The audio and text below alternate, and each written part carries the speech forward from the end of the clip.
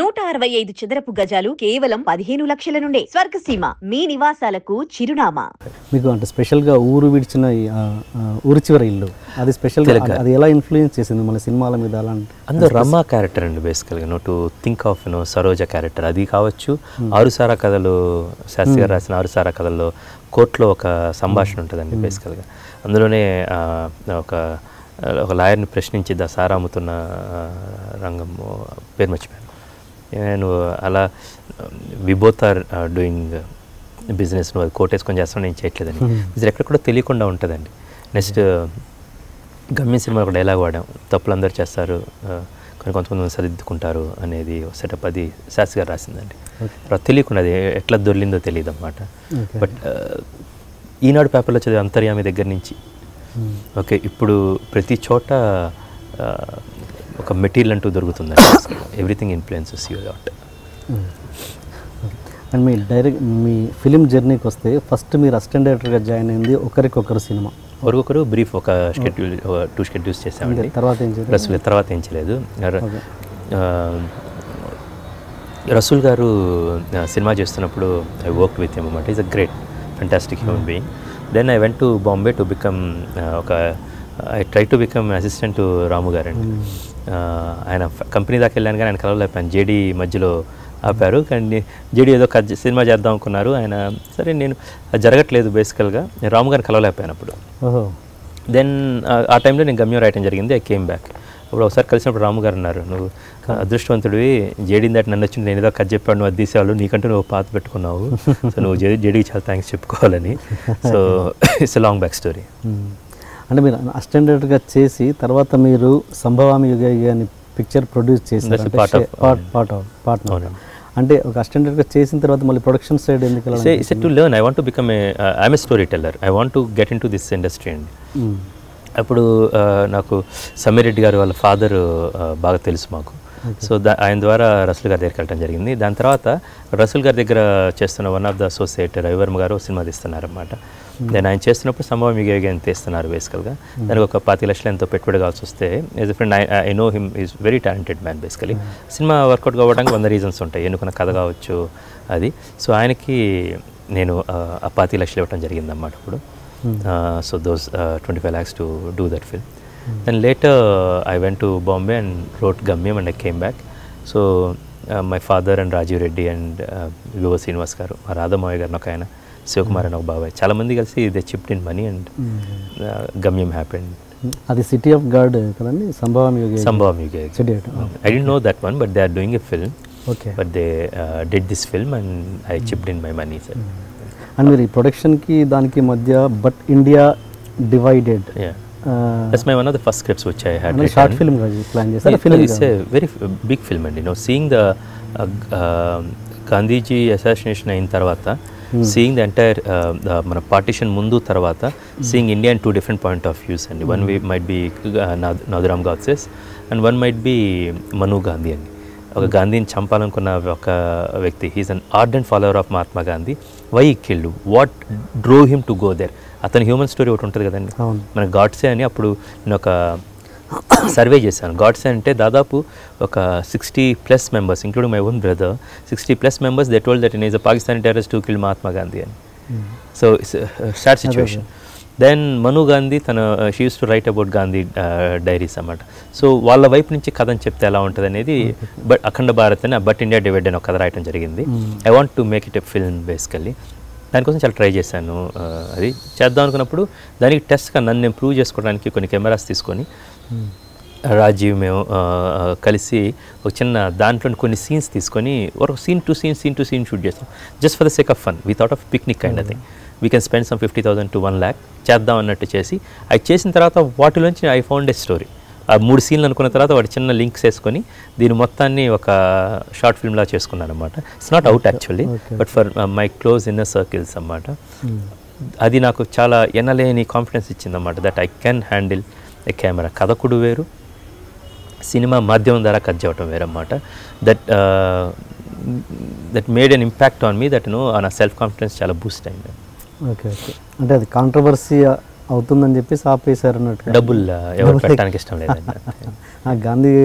గాంధీ మీద లేదు, నేను ఎన్నుకున్న పందా వేరండి. నాథురామ్ గాడ్సే ఆయన అగ్రణి అనే ఒక న్యూస్ పేపర్కి is an editor of a newspaper. Is big a journalist. Basically he has to take a gun and shoot అంటే చాలా జరిగి ఉంటుంది.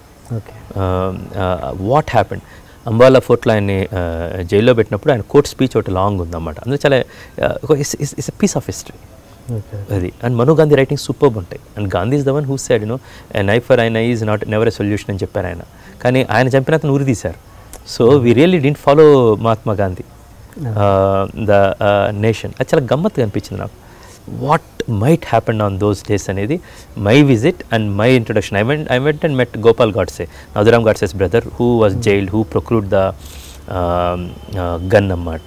అతను పేల్చిన గన్ తీసుకొచ్చిన అతను వినాయక్ నగర్లో ఉండేవాళ్ళు, పూణేలో. I went to his thing and he really went. అగ్రాని అనేది ఎందుకు చూజ్ చేసుకున్నాం, విష్ణు సహస్రనామాల్లో ఒక పదం అగ్రాని అనేది, అది చూజ్ చేసుకొని. So there are highly literate people, but the fanatism or the thought process at that moment, they went to extreme steps. So I found a human story there. So I want to see the thing, it's no controversy. I'm just presenting the heads and coins, both the sides అన్నమాట. అది గమ్మత్తైన situation అన్నమాట. నా shoot చేసిన part ఎప్పటికైనా యూట్యూబ్లో పెట్టే chance ఉందా జనాలు చూడడానికి? వెరీ అమెచ్యూరిష్ ఉండొచ్చు ఇప్పుడు చూస్తే, but I don't know.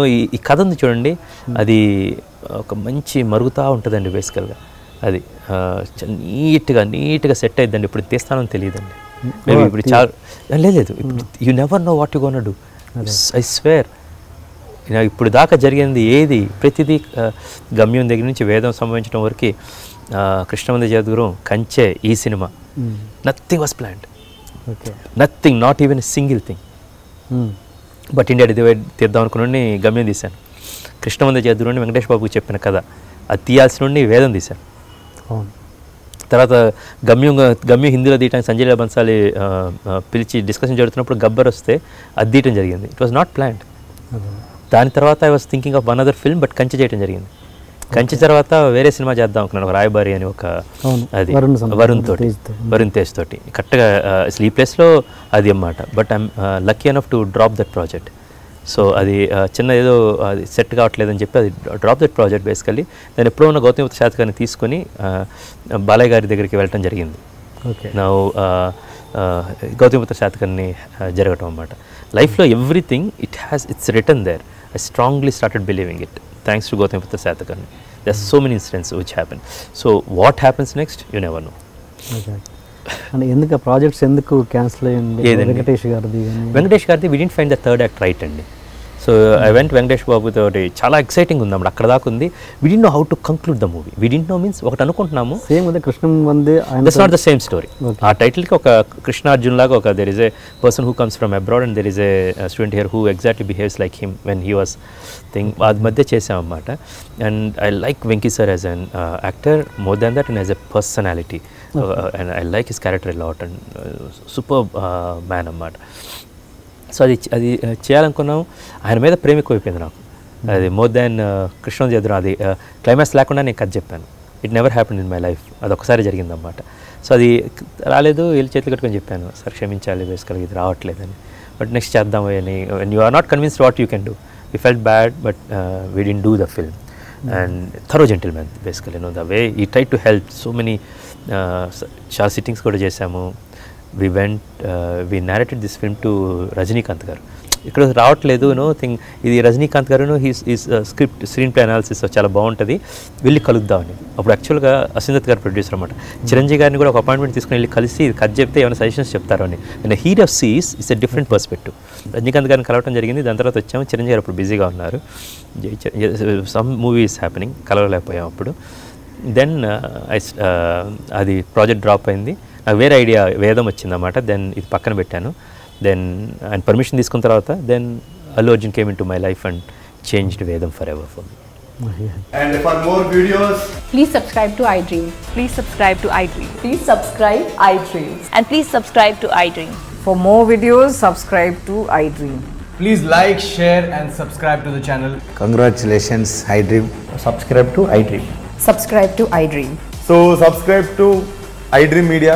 iDream ki iDream team andarki huge congratulations. Please subscribe iDream Media. Please subscribe to iDream. Subscribe iDream. Please subscribe to iDream. iDream అంటే నా కళల ఛానల్ను సబ్స్క్రైబ్ చేసుకున్న నోరు తిరుగుతలేదు మీరైతే గంట గుర్తు కొట్టండి. For more such videos, please subscribe to iDream. Subscribe to iDream. Please subscribe to iDream. Please subscribe iDream Media. Please do subscribe to iDream. Please subscribe to iDream Media. For best entertainment and information, please subscribe iDream. And don't forget to subscribe to iDream.